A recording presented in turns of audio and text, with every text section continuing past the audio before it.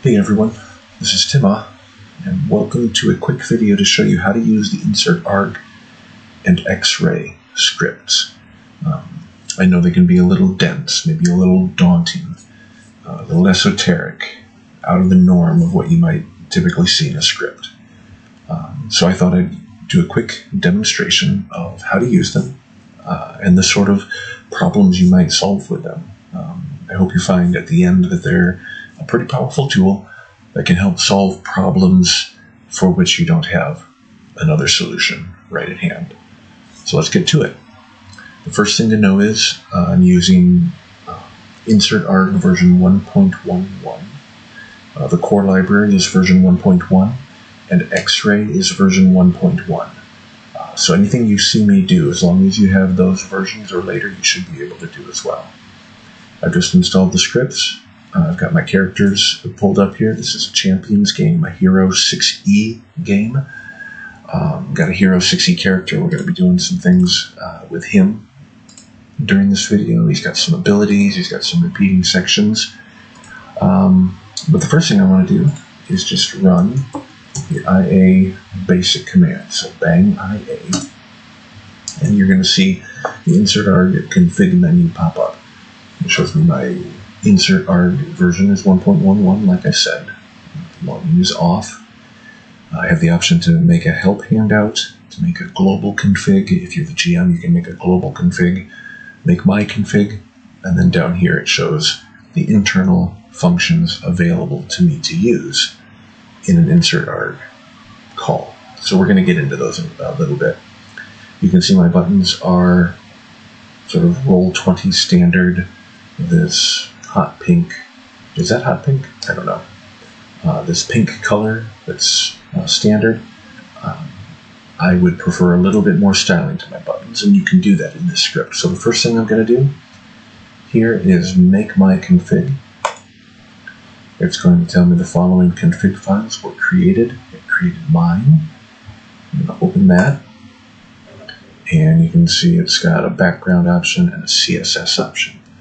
So what I'm going to do is put my config information in there, and I've posted this in the thread, so you can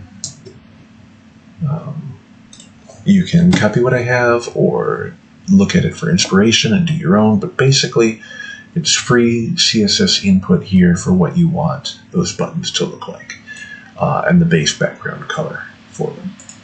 So I'm going to save the changes and close that, and I'm going to run bang IA again, and you'll see my buttons have changed. Different color, a radial gradient, little drop shadow. To me, I like that look, but you can make your buttons look the way you want them to look, or just roll with the straight Roll20 pink button.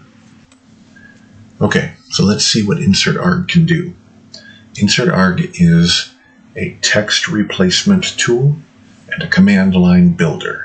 So we can build a command line from nothing, or we can start with a piece of source text, maybe a macro, maybe an ability, and tweak it and feed it ad hoc information before it reaches the chat. So let's start. To make an InsertArg call, you begin with bang IA, and then the first arg after that is what we call the map argument. The map arg tells InsertArg where to get the information or what to do. In this case, I'm just going to do a whisper, and we'll break these calls down a little bit more as we go along. And then with a whisper in this manner, I only get one hook. My entire command line is one word, and I can do text replacement on that word. The word is show. So my hook to do my text replacement is show. That hook becomes my argument. So I'm going to replace show with this is some text, and out it comes. So not too fancy. I could have just typed that into the chat window. This time I'm going to use one of the internal functions to show you where the real power of InsertArg is. So I'm going to go back to our previous call, and I'm going to change the text to be a function. Put text which takes any number of arguments. So for A is going to take this, B is going to take is sum, and C is going to take text. Close my function, and there you can see InsertArg has substituted it. But we have some condensing happening, so we need to preserve our spaces. So we'll go back and say around this, I'm going to put a tick, and a space, and a tick. And those ticks are going to preserve that space for me. Put this after this, and we'll put one before text, and send that. And you can see now put text has substituted in for our show hook. This is some text. So again, here's the call. Put text is our function. Here's our double open curly brackets to say that's the beginning of our arguments. Each argument is denoted with double exclamation points. The name of the argument, then a hash, and then the value. And we can keep building from there. Let's say we want to, instead of just using whisper with no source, so we have that one hook show, let's say we wanted to use something from the character sheet. So this guy has a example ability here. It says this is a hook, and here's another hook, and then one more hook. It's one of the most eloquent and powerful Roll20 abilities in all of Roll20 Sphere. That line right there. But let's say we want to use that, and we're going to replace these hooks with different information. So we're going to say, here's my InsertArg call, and again I want to whisper the output, but this time I want to get it from example. And I'm chatting as Heretic, and I'm on the Heretic page, so example is going to find it for me. And I want to replace hook, which is that word, and I'm going to replace it with, let's say, sword. Now it says, this is a sword, and here's another sword, and then one more sword. Now I can go out here to example, and you see, it's not changed. It's still exactly the same powerful, very eloquent statement it always was. This is a hook. It doesn't get more hookish than that, but it's unchanged. That's the important thing. So that was with replacing every instance of hook with sword, and we got our output. Now we also have the ability to insert before or after, and we do that with double up arrows. And the way I like to think about these is, that is where you are going to put your replacement. So in this case, I want to put my replacement right before I see the word hook. So let's see what that looks like. This is a sword hook, and here's another sword hook, and then one more sword hook. So it took my original statement, this is a hook, and it inserted my replacement sword right before hook. We can do the same thing with insert after. So if we take these away and we say after you see hook, put my replacement after, put it right there, and we would get a hook sword and another hook sword and then one more hook sword. So that's inserting before and inserting after. We also have what we call greedy and lazy hooks. So you can see in my original I have hook, another hook, and one more hook. If I made this one greedy, change my command line, I use ++ after. After is the greedy declaration. So I'm going to replace hook, and it's going to be greedy, which means the first hook is going to get everything. And there's nothing left for the next hook or any more hooks. So up here, when we did it, we replaced everything. We replaced hook with sword, and hook with sword. Down here, we did that just to the first one. The first one was greedy, and it didn't leave anything else left over for anybody else. If we did, instead of after we did those plus before, this is what we call a lazy hook. So in a lazy hook, what we're saying is, let's say instead of sword, we had sword, pipe, pigeon, pipe, boom, schmeckle. I'm not even sure what that is, but we have one of them. Well, we've got a lazy hook, and we need to say that our delimiter is a pipe. So we use one pipe to say we're done with our hook text, and after that comes the thing that is going to separate our list. So here we have sword and pigeon separated by a pipe, and over here we're saying use that pipe to separate it. And what we see when we send that is the first hook gets the first item, sword, but it's lazy, so it leaves the others, and then a pigeon, and then a boom schmeckle. So one more time, this is what that looked like. We used a lazy hook with a delimiter of a pipe, and we gave it a list that was separated by pipes. So we've done insert before, we've done insert after. Can we do, and we've done lazy and we've done greedy. Can we do combinations? Well, sure. Let's do a combination of insert before, lazy. Insert before, remember, is going to leave it and put our text in, replacement text in before each appearance of our hook. So before our hook, which is the word hook in this case, we get sword, and then the next one, pigeon, because we were doing lazy, and then we have a boom schmeckle hook, which is about the coolest thing I have heard in a long time. So that's how you can combine greedy or lazy with an insert before or an insert after. It doesn't matter what order the up arrows and the pluses come from or come in. I could have done this the opposite, plus, up, and it would have been treated the same way. So that's how we handle hooks and how we can continue to modify our command line. So those are chainable, right?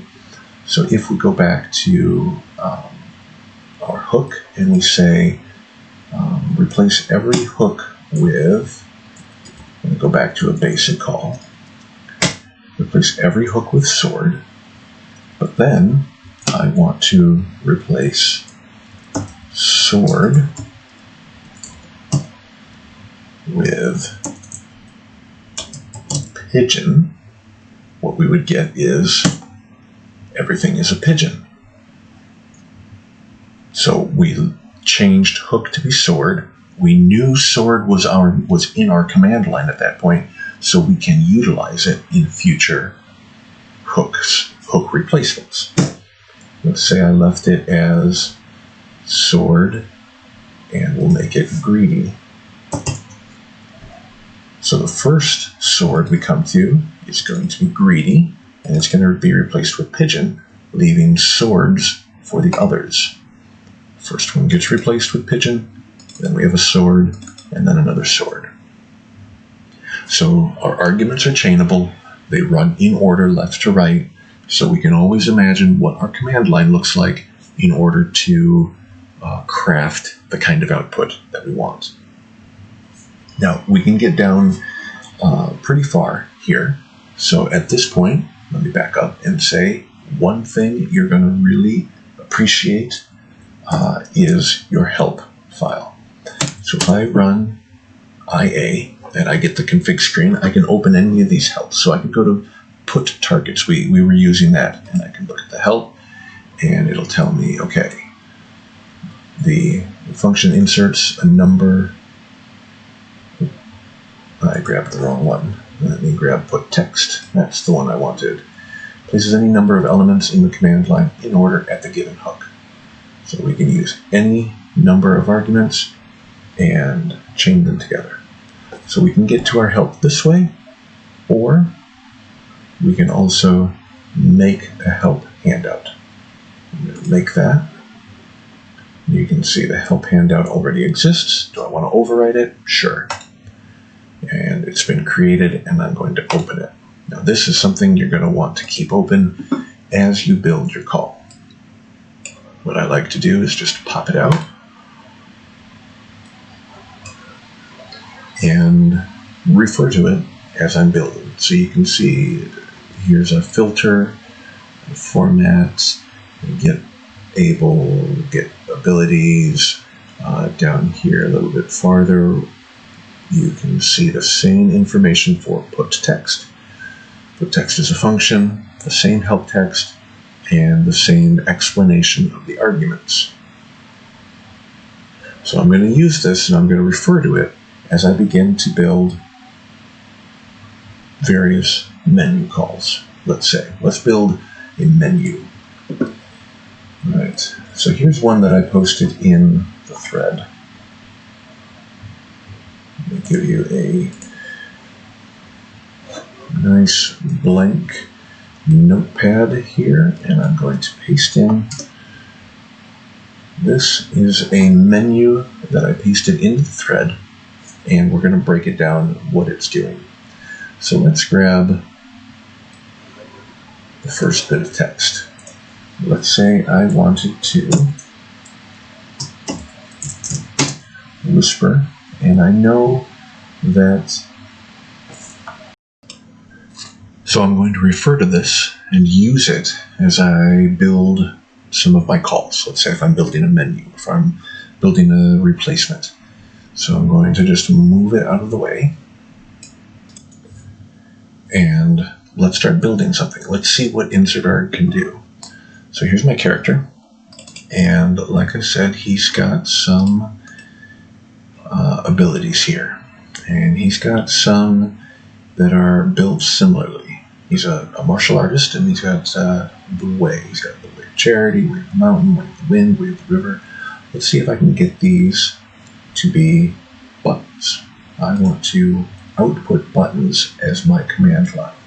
How do I do that? Well, let's start with IA, and we'll just whisper the output to me. Whispering without an ability gives me one hook, show.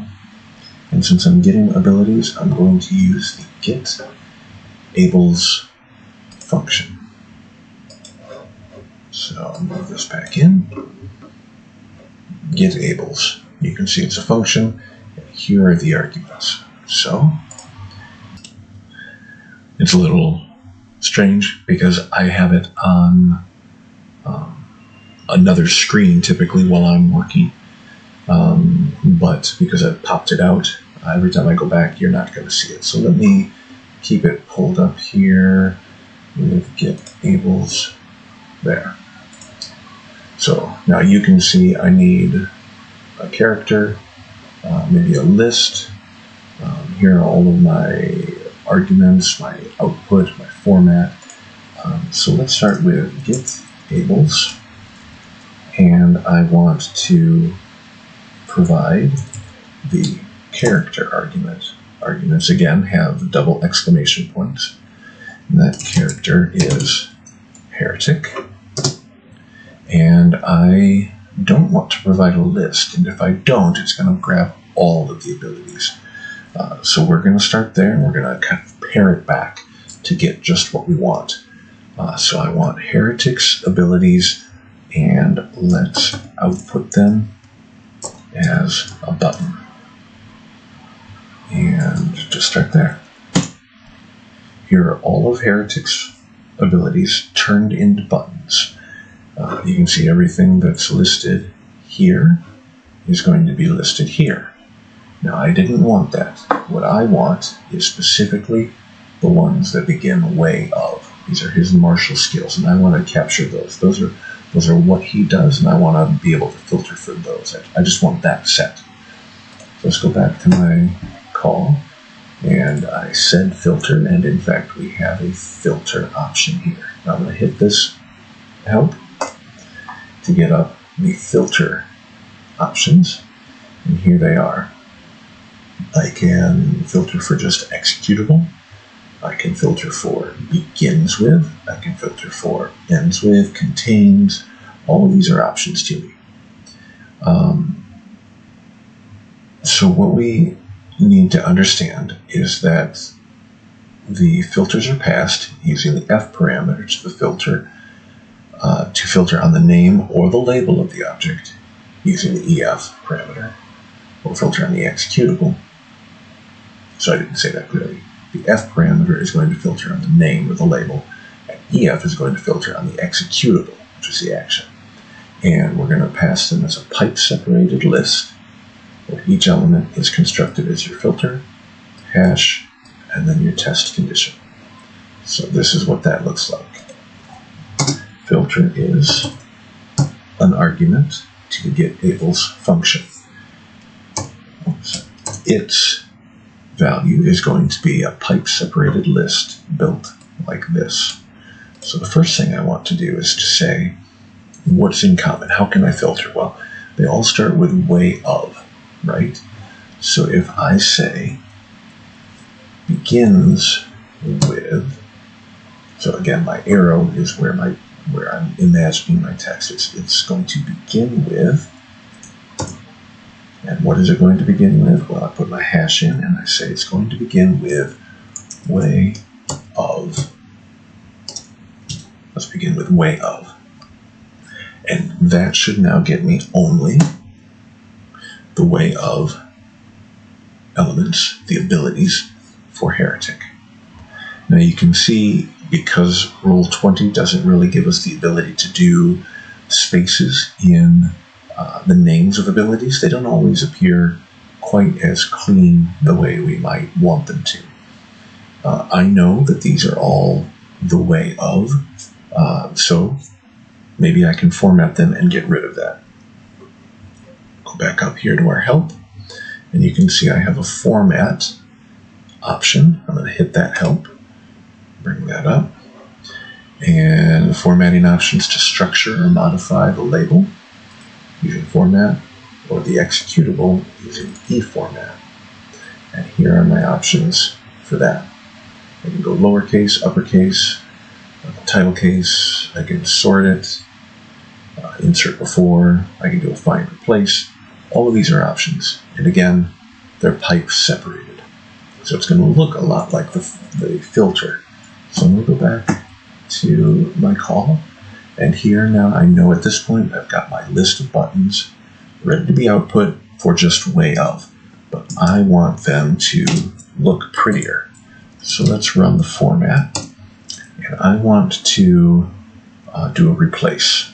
I want to find replace. I'm going to look for way of the and replace it with nothing. Oops. And by nothing, I use ticks. Ticks enclosing nothing. That's the way to say don't replace it with anything. Run that. Looking better. You can see that one is out there, got named slightly off from the others instead of the way of the charity. Sounded funny. It's way of charity. Okay. So let's go back into our command. Format can take a pipe separated list, so I'm going to put a pipe here, and I'm going to give it a new find and replace.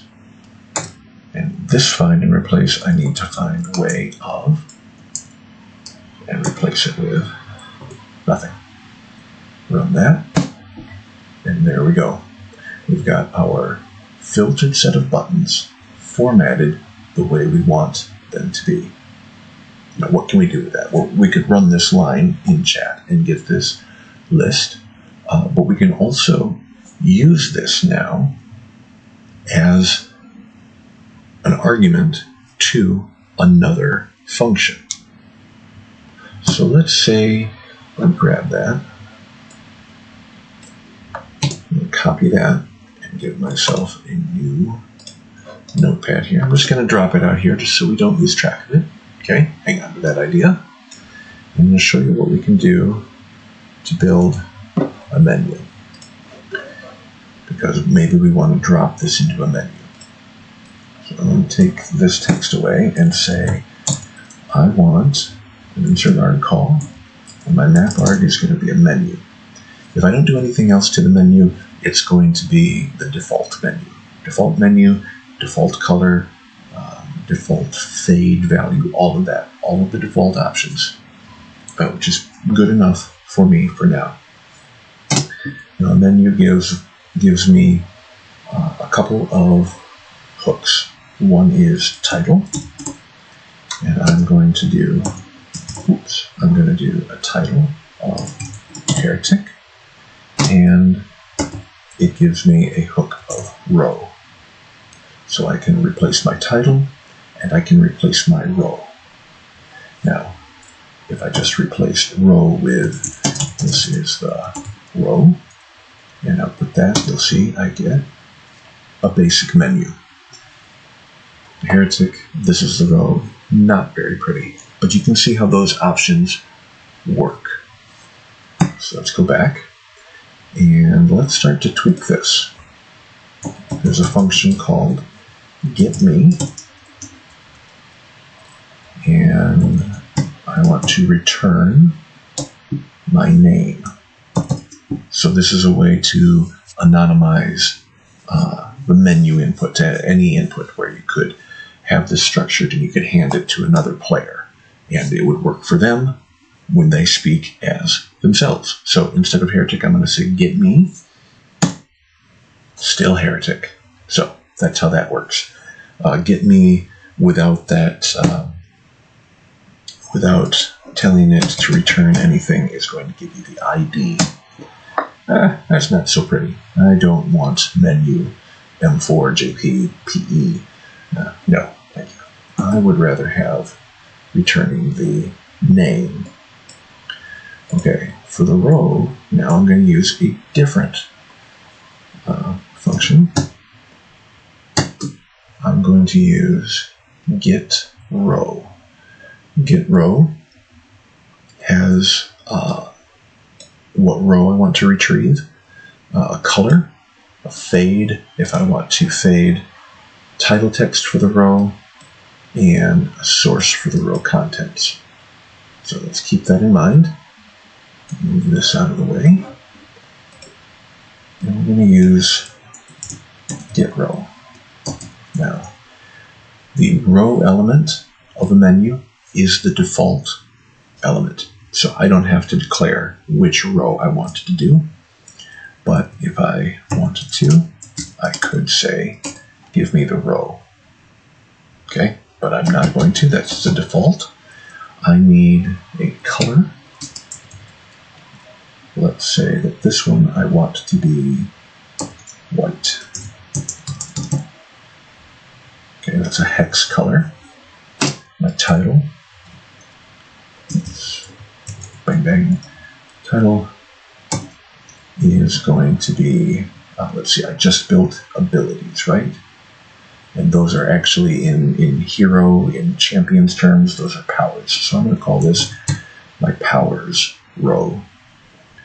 And the next one I need to fill in is, what is my source? Now, the source is where we really start to get fun. So you remember our call out here to get the abilities. That entire function can be the filler for the source of that row. So I'll go back up here slightly. Here's getRow. And here is the source of that row, and here is getAbilities. Now I need to close my row function and send that. Okay, hey, that looks pretty cool. I have a row called powers, and I have filled it with the getAbilities functions that I wanted to output. Where does this character go? And I can click on any of these and get the output. So way of the circle is 3.5 die 6. Here's all the information. It's running the text of, what did I run? Way of the Circle. Here's Way of the Circle. It's running this text and outputting it in my button. Pretty straightforward. Roll20 functionality. You can create a button, but we're just embedding it in a menu. So let's keep going. We'll grab that menu and put it on our notepad here. Okay, we're starting to build a menu out. I'm going to drop that down to its own line. There's a row. Now, we also have on this character skills, powers. We've done powers, but we've got skills. These are repeating sections. So let's go out and do. You know what? Let's do attributes first. Base attributes, because they're going to be like abilities. Get repeating sections. That's a little bit different. So let's do his stats. So if we come out here to the stats, you can see he's got a stat of strength. He's got a stat of dexterity, constitution. Okay, but these aren't the ones that are going to produce buttons. The ones that are going to produce buttons are these here. Dex roll formula, strength roll formula. You can see they've got a roll template here built into them. If I wanted to have a row on my menu for his stats, we need to build that. So let's throw that in a whisper to ourselves. And again, whisper comes with one hook where we're going to show get attributes. Now, let's run our help back here for get attributes. Here it is. It's a list of non-repeating attributes. We have a character. We have a delimiter between each output value. We have the value to retrieve, current or max. The list of attributes, and again, if we don't supply a list, it's going to get them all, and we can filter it. We're going to go that route. We could output as a query. If we do, we have a prompt. Here again, we have our output options, our format, filter options. So let's do get attributes for, again, the character is going to be heretic, but we're going to do the get me. We don't have to use his name this time. His ID will suffice. It makes our call a little bit easier.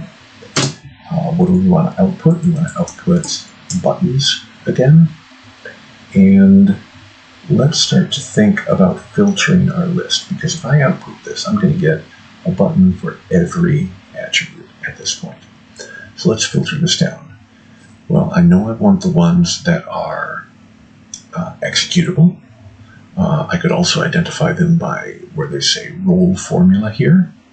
So let's do that. Let's filter for roll formula, because that looks like each of the attributes, all of the stats have that attribute associated with them.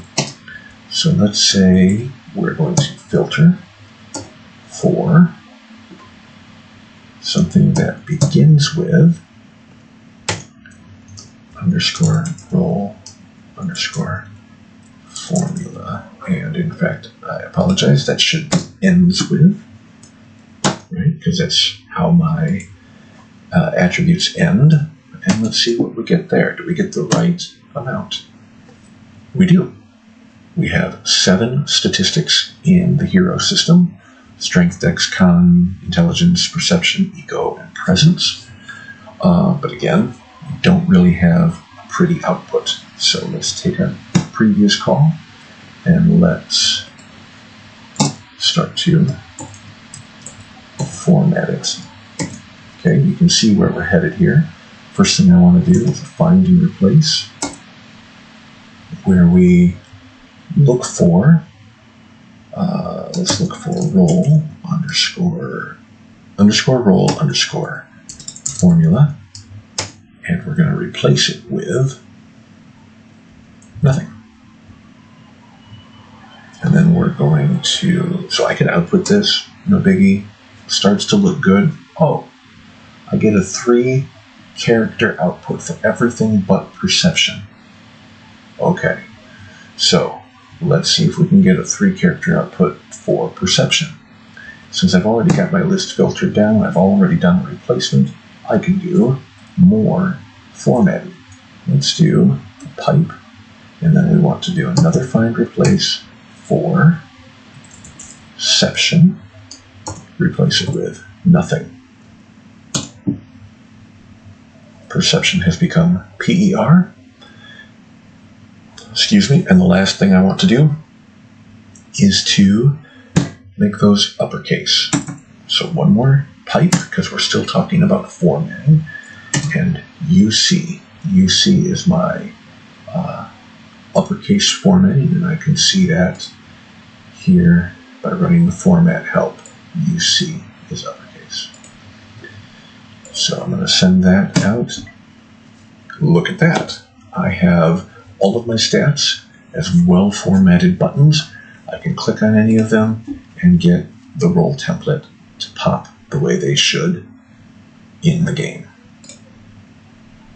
Great. So back up to our call, and you can see where we're going to go with this. I'm going to grab that and bring back my sheet of calls I'm working with. Okay, now let's look right here. Here's our menu. Here's our row. But when we use this row, we are consuming that hook. We have replaced row with the results of our getRow function. We no longer have the row hook. So if we wanted to add another row here, we don't have anything left in our command line to replace into. We need to make sure that when we insert it, we are inserting, or when we replace, instead of replacing, we are going to insert before. So now the results of getRow is going to come in before row. Row is still going to be in our command line, so we can use it again. For row, we need another getRow, where we're going to have a color or a fade. We're going to have a title. So let's just walk through them. Instead of a color, I want to do a fade here. I want my primary color again, and I just want to alternate with the white. So let's say instead of saying the white, I want to fade my main color, which is that blue. You'll see that in a minute. It's the blue. I'm going to fade it by, I can't remember, I think it's 0.3 is what I want. A range between 0 and 1. Think of it like a percentage. It's going to have 30% of the darkness of the original color by doing it that way. Okay, this was his stats, which needs to be the title. And then the source of that is going to be my getAttributes function. And then I need to close my getRow. Now, one more thing I need to do is take out the line breaks, just to make it work. Grab that, drop it over here, and let's see what we get. Okay, so you see we have his powers, his statistics. We've faded our main color for this row here. I think I would like a little bit more fade than that. And in fact, I think I want to change these around. I think I want his stats first and his powers after that. So let's quick make that change. So his first row is going to be, let's see, we'll just change that. Put in this row, put it 4. So we've changed the rows around. We're going to make sure we're not consuming our first row hook. And then here, instead of 0.3, fade, I'm going to do 0.7, so a whole lot more fade. Higher number, more fade. Let's grab that, drop it in. That looks better. So we have stats and we have powers. So we're really beginning to get a menu in shape for him here. So we've done get attributes, we've done get abilities. Let's do get repeating just to see how that works. So here's his character sheet. Let's go over and look at his skills. Here are his skills. Some history skills, some cryptography, some languages. Not all of these I'm going to want to show. I don't necessarily need to roll for a language. And what I want to build is a rollable menu. That's what I'm working on. So let's start tinkering.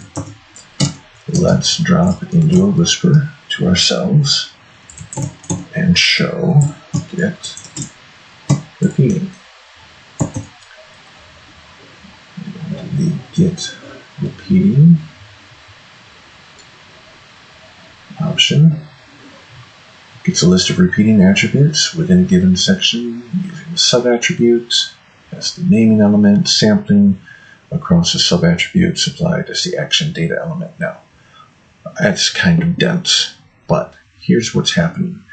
Instead of building this, let's show you what X-Ray can do here, because this is really where X-Ray is going to help you. X-Ray is a helper script that uses some of the InsertArg's functions itself. So it's going to use the InsertArg internal functions. And when you X-Ray, it's going to say, who do you want to X-Ray? These are the people that are available to me. We're building Heretic. So I'm going to say, let's look at Heretic. Let's X-ray him. I'm going to get a return for his abilities, for his attributes, and then for each of his repeating sections. So I could look at abilities. Here are all of his abilities. I can, because they are detected as executable, they are here as buttons. I can view it. Let's view the circle. Here it is. Let's view circle. Right? We looked at that one earlier. Same text. We can execute it. We executed circle earlier. Okay. We can build anything that starts with the first 5 letters. So we could take this cross section, get the set that starts with the first 5. Looks familiar. We've done that before. Or anything that ends with the last 5. I don't know that I have any here that match that, but if I did have some similarity, I could build an output that matched the ending 5. But we want to look at the repeating section of skills, so I'm going to X-ray that at position 0. I'm just going to start at the first entry, and I'm going to get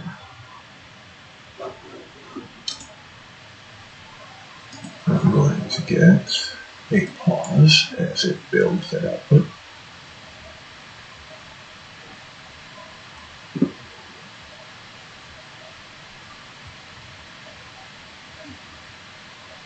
Okay. So it samples skills, and every entry in skills, here what we call history of the elders, has sub-attributes named skill name, skill roll formula, skill characteristic, skills increase. All of these are part of a skill repeating element.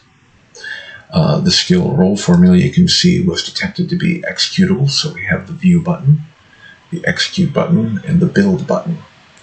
And what this is going to do is I could execute it and roll my history of the elders skill.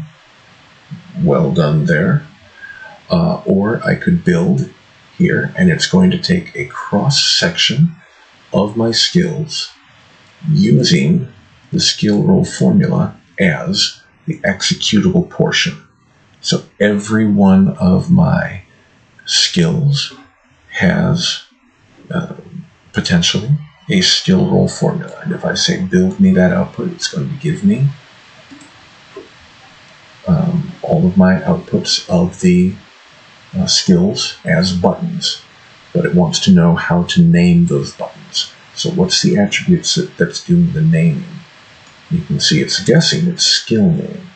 And it's right. History of the Elders is the value for skill name. So that's exactly what I wanted to do. Here are buttons for all of the repeating elements in my skills section. If I were actually building this list, I would want to filter it. And you can, in fact, go up and see, here's the beginning of the get repeating function, the section it's using, the naming suffix. It offered me skill name. The action element, right, is the skill roll formula. And then the character ID, outputting buttons. So at the very least, you could use this as a template to help you build your call. But we're walking through X-ray right now. You can see this next button at the bottom of the first repeating element in skills that lets me move forward to the one after that. History of the League, Ancestral Truths, you can see shows up here. I can continue to walk forward, walking through each repeating element. So this now helps me build a repeating call. So back to whispering to ourselves, get repeating for the character, get me, for the section, skills, the suffix that names our skill is skill underscore name. The suffix that has the action we want to run, that is skill roll formula. And have I got enough information in that to tell it what I want to output? And here again, I'm going to say buttons. Let's see what we get going that far. Okay, so we get a button for each of the repeating skills. Now, not all of these I want in there. I've got buttons for my language. I don't want those. So let's go back and filter for executable. So we should get only the ones that have the ability to roll. And starting to get into shape. Now, one thing I don't like is that these buttons are different sizes. I've got skills that are much longer names than others. So if I put this into a menu, it's going to look a little hodgepodge. Let's grab that whole thing, go to our menu builder, and we're going to need to preserve the row one more time. We want to leave that row in there. And actually, we're going to move this over. So powers is now going to be our third row. And here we're going to have our get row. And we need a row element. We need a title. This is skills. And we need source. And source is going to be There's our get repeating.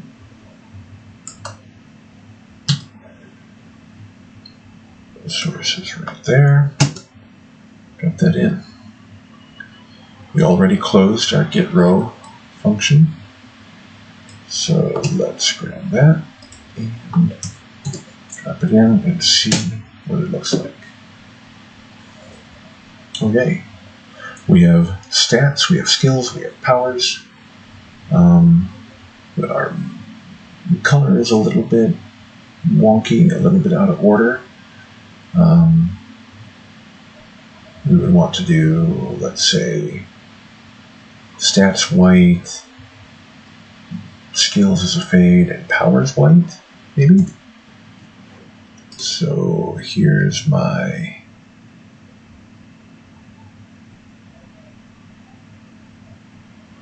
here's stats, and instead of that fade, we're going to do color as white.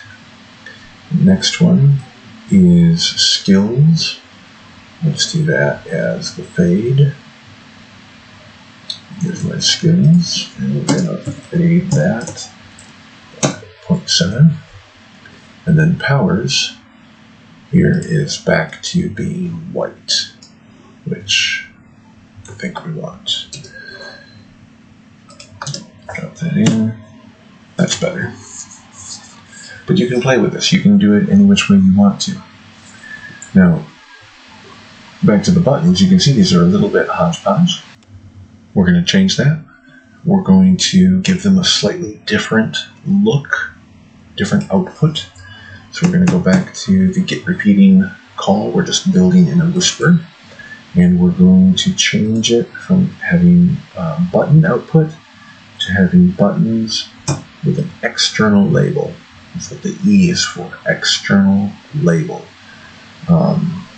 With that, we can give it a roll label for the buttons. If we don't, it's going to default to the word roll. But we'll just put that in. So we're going to give it a standard label and have an external name. Now, this looks a little bit funky, but what you have to understand is that the name of the skill is outside of the button, and the button has standard text. And the little diamonds, I don't know if they're going to show up in the video, but the little diamond separators are just the way we're going to parse this to fit it into our menu. So we're going to grab that change. Actually, we're just going to make that change, right? Because that's not too difficult of a change to make. Here's our skills get row. And in our get repeating, our output is going to be an external label button. And we don't have to put the roll in there. That's going to default for us. So that's the only change we need to make there. And we need to make one more change to our get row function. We need to tell it, don't grab the default row. Grab the row that's meant for element output. By element, it's each element gets a row. We're not going to lump them together anymore. Every element that we return is going to get a row. And that row has two places to put information. It has a place for a label and a place for instance, a button. There we go. So we have history of the elders, right? Our label, and then our roll button here. Now, looks better to my eye. Things are a little bit cleaner. But I would still like to tweak it a little bit more. Right now I could roll my deduction, but how good at it am I? I either got to pull up my sheet, I got to know my character, or I got to roll it one time to see I'm rolling on a 13 or less. Okay, so let's tweak that one more time. With a repeating section, we can give these external label buttons, one more stat, one more attribute, I should say, one more attribute to the section that has the label we want to use for our button. And here I'm just going to scroll up and look at, here's his skills X-ray, and I can see that the skill roll show has his target. So this stealth skill has a 14 or less chance of success. In champions, you roll 3 die 6. So on a 14 or less, he would be successful. But this is the data I need. I need that suffix